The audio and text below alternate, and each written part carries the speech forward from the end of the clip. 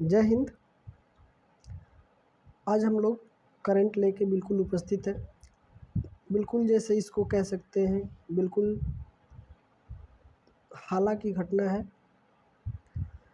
आज सुबह करीब 6 बजे के आसपास हमास ने दावा किया कि 20 मिनट में 5,000 रॉकेट इजराइल पे दागे। हमास एक संगठन है जो गाज़ा पट्टी में रहता है। वहाँ से उसने इजराइल में घुस गया। ठीक है, उसी के सापेक्ष में हम लोग जानने के लिए उपस्थित हैं। चलिए शुरू करते हैं आज का ये वीडियो।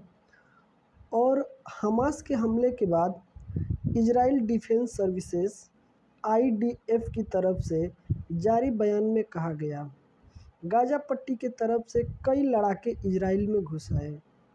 सेना की तरफ से जारी बयान में कहा गया, गाज़ा पट्टी के आसपास के इलाकों में जो लोग बाहर घूम रहे हैं उनको घर के अंदर रहने की सलाह दी गई है या एडवाइजरी जारी की गई है। ठीक है, तो आइए देखते हैं हम लोग इसकी स्थिति मैप के थ्रू कि इसमें इसकी स्थिति क्या है। देखिए,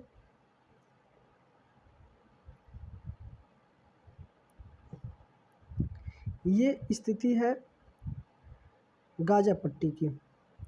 ठीक है, ये गाज़ा पट्टी है जहाँ से हमास नाम का संगठन एक्टिव हुआ है।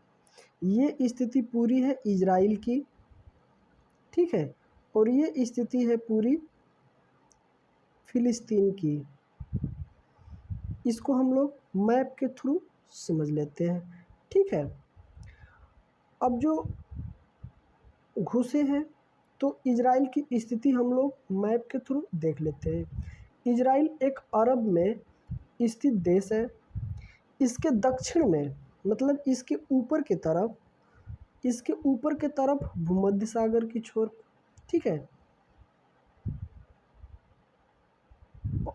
नहीं, उत्तर में लेबनान नाम का देश है।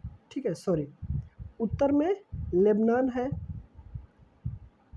ठीक है, पूरब में सीरिया है। ठीक है, पूरब में सीरिया है। दक्षिण और पश्चिम में मिस्र है। दक्षिण और पश्चिम में मिस्र है।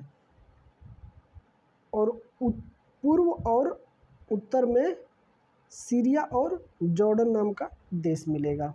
ठीक है, और ये जो आपको जगह दिखाई दे रही है, सॉरी इसको थोड़ा सा हम क्लियर कर लेते हैं। ये जो आपको जगह दिखाई दे रही है, ये डेड सागर है। ठीक है, जो कि एशिया का सबसे निचला बिंदु इसको माना जाता है। ठीक है, यहीं से आपका जॉर्डन नदी आती है। तो इसके अगर इतिहास की बात की जाए, ठीक है, तो इतिहास और प्राचीन ग्रंथों के अनुसार यहूदियों का मूल निवास रहे इस क्षेत्र का नाम ईसाइल, इस्लाम और यहूदियों धर्म में प्रमुखता से लिया जाता है। यहूदी पूरब और यूरोप के कई क्षेत्रों में फैल गए थे। 19वीं सदी के अंत में, फिर 20वीं सदी के पूर्वार्ध में यूरोप में यहूदियों के ऊपर किए गए अत्याचार के कारण यूरोप से यहूदी अपने क्षेत्र में भागकर जेरूसलम और उसके आसपास के क्षेत्र में आकर रहने लगे। सन 1948 में आधुनिक इजराइल राष्ट्र की स्थापना हुई। ठीक है, तेल अवीव इजराइल की राजधानी है, पर अन्य महत्वपूर्ण शहरों में हैफा का नाम प्रमुखता से लिया जाता है। यहाँ की प्रमुख भाषा जो है हिब्रू है, अरबिक है, और ये दाएं से बाएं लिखी जाती है, और यहाँ के निवासियों को इजरायली कहा जाता है। ठीक है, अब तो हम लोग देख लिए इसकी स्थिति। अब इसके बारे में हम लोग और सारी जानकारी मिलती है जो कि ये घटना घटा है। तो ये घटना जो घटा है, इसमें इजराइल की तरफ से कहा गया है कि इजराइल पर फिलिस्तीनी चरमपंथी गुट हमास की ओर से राकेट से किए गए व्यापक हमले में अभी तक जो जानकारी मिली है 100 इजरायली नागरिकों की मौत हो चुकी है और 985 से अधिक लोग घायल हुए हैं। इस हमले में हमास के दर्जनों हथियारबंद चरमपंथी इजराइल में घुस आए हैं और इस समय इजराइल में 22 जगहों पर मुठभेड़ चल रही है। इजरायली सेना के मुताबिक 2 जगह पर बंधक बनाए गए लोगों को छुड़वाने की कार्रवाई की जा रही है। हमास ने कई इजरायली सैनिक को पकड़ने का दावा किया है और उन्हें बंधक बनाकर गाजी पट्टी ले गए हैं।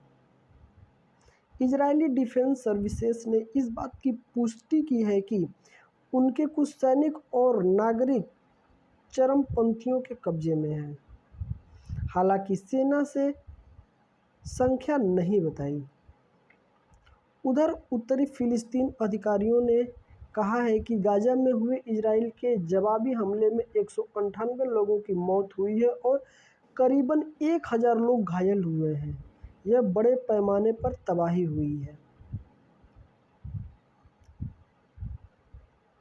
इसमें इजराइल के जो प्रधानमंत्री हैं बिन्यामिन नेतन्याहू ने अपनी पहली प्रतिक्रिया में कहा, ये जंग है और ये जंग हम जीतेंगे। हमारे दुश्मन को इसकी ऐसी कीमत चुकानी पड़ेगी जिसके बारे में उनको पता भी नहीं होगा। ये इजराइल के प्रधानमंत्री का प्रतिक्रिया है और इस प्रतिक्रिया में उन्होंने जो बाइडेन से भी बात किया है, अमेरिका के राष्ट्रपति, उसमें उनकी बातचीत क्या हुई है। अमेरिका के राष्ट्रपति जो बाइडेन ने उनसे बात की और कहा कि इजराइल के आत्मरक्षा के अधिकार का पूरा समर्थन करते हैं। उधर इजराइल में भारतीय एम्बेसी ने एक एडवाइजरी जारी कर कहा कि इजराइल में मौजूदा हालात को देखते हुए इजराइल में रह रहे भारतीयों से गुजारिश है कि सतर्क रहें और स्थानीय प्रशासन की ओर से दिए जा रहे दिशा निर्देश का पालन करें। वहीं इजराइल की सेना का कहना है कि उसने गाजा पट्टी पर जवाबी हमले शुरू कर दिए हैं। साथ ही दसियों हजार रिजर्व सेना को मोर्चा पर बुला लिया गया है। इजराइल ने कहा है कि उसने हमास के 17 सैन्य ठिकानों पर और 4 मुख्यालयों पर हवाई हमले किए हैं। हमले की निंदा करते हुए अमेरिका ने कहा कि आतंकवाद को न्याय संगत नहीं ठहराया जा सकता।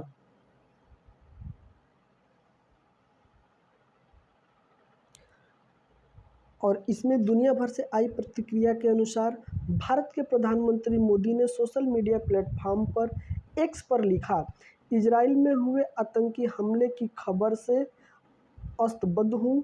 हमारी संवेदनाएं और दुआएं हमले के पीड़ित लोगों और मारे गए लोगों के परिवार के साथ है। हम मुश्किल घड़ी में इजराइल के साथ खड़े हैं।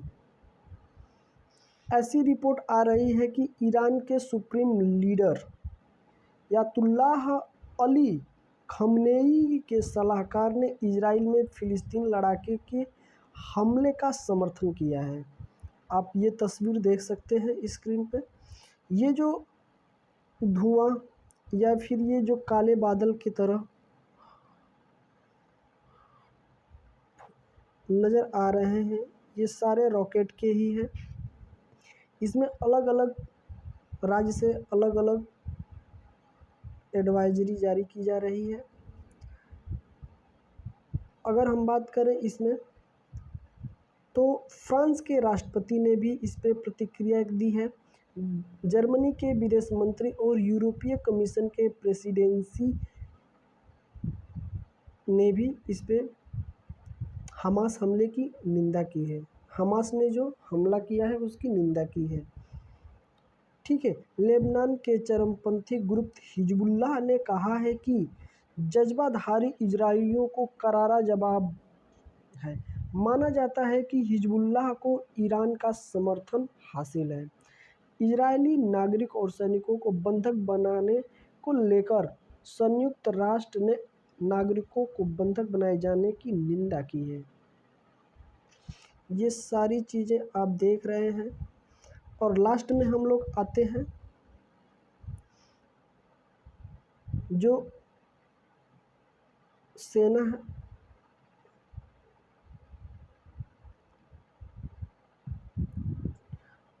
गाजा सीमा के पास जो लड़ाई जारी हुई है उसमें क्या कहा गया है कि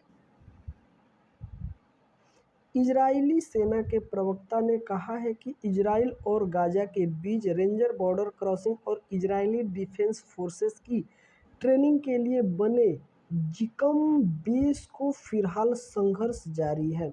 समाचार एजेंसी स्टायर्ट के अनुसार आईडीएफ के प्रवक्ता डेनियल हंगरी ने कहा, फिलिस्तीन की तरफ से 2,500 रॉकेट हैं, साथ ही पैरालाइड समुद्र और ज़मीन के रास्ते इजराइल पर हमले हुए हैं। और इसमें हम लोग देख लेते हैं कि जो हमास है उसके तरफ से क्या कहा गया है। हमास ने कहा है, हमास के प्रमुख मोहम्मद दाइफ ने इस हमले के बाद एक बयान जारी कर कहा, हमने ये ऐलान करना तय किया है कि अब बहुत हो चुका। हमास ने इस ऑपरेशन को अल-अक्सा स्टॉर्म, ठीक है, हमास ने जो संगठन है उसने इस युद्ध को या फिर इस ऑपरेशन को जो नाम दिया है वो अल-अक्सा स्टॉर्म नाम दिया है और कहा है कि अभियान के तहत उसने शनिवार सवेरे करीब 5,000 रॉकेट इजराइल को निशाना बनाते हुए दागे। दफा ने कहा कि हम दुश्मन को पहले ही चेतावनी दे चुके हैं। इजरायली कब्जाधारियों ने हमारे नागरिकों के खिलाफ सैकड़ों नरसंहार किए हैं। कब्जाधारी की वजह से इस साल सैकड़ों लोग शहीद हुए और घायल हुए। हम ऑपरेशन अल-अक्सा स्टॉर्म की शुरुआत की घोषणा करते हैं। हम ये घोषणा करते हैं कि दुश्मन के ठिकानों, एयरपोर्टों, सैन्य अड्डों पर किए गए हमले पहले से 5,000 से अधिक रॉकेट दागे गए हैं और यह हमला अभी और तेज होगा। और जो वहाँ पे मस्जिद बताई जाती है अल-अक्सा, उसी को ये लोग छुड़ाने के चक्कर में वहाँ पे अपना कब्जा दिखाने के लिए हमला किया गया है। अभी ये बिल्कुल बड़ी खबर है। और जिस तरह से ये अभी हम लोग विश्व की स्थिति के बारे में अगर बात की जाए तो जैसे हम लोग रूस यूक्रेन पे हमला कर रहा है, इधर हमास ने जो संगठन है वो इजराइल पे हमला कर दिया। अभी चीन जो है ताइवान के ऊपर जो है कि हमला करने के फिराक में है। तो जैसे ये सारी चीज़ें निकल के आ रही हैं, इस तरह से हम लोगों को सचेत रहना चाहिए कि हम लोग धीरे धीरे तृतीय विश्व युद्ध के तरफ बढ़ रहे हैं, इसमें कोई शंका नहीं है। और ये जो यूएनओ का संगठन है वो भी अगर एक तरह से समर्थन की बात की जाए तो जितने भी देश हैं, थोड़ा सा कुछ देशों को अगर निकाल दिया जाए, मुस्लिम कंट्री को अगर निकाल दिया जाए, तो सारे देश जो हैं वो इजराइल का समर्थन कर रहे हैं, इजराइल के साथ अभी खड़े हैं। तो इस वीडियो में हम इतना ही, और जैसे ही इस पे कुछ अपडेट मिलता है वैसे आप लोगों के साथ फिर हम रूबरू होंगे। तब तक के लिए जय हिंद।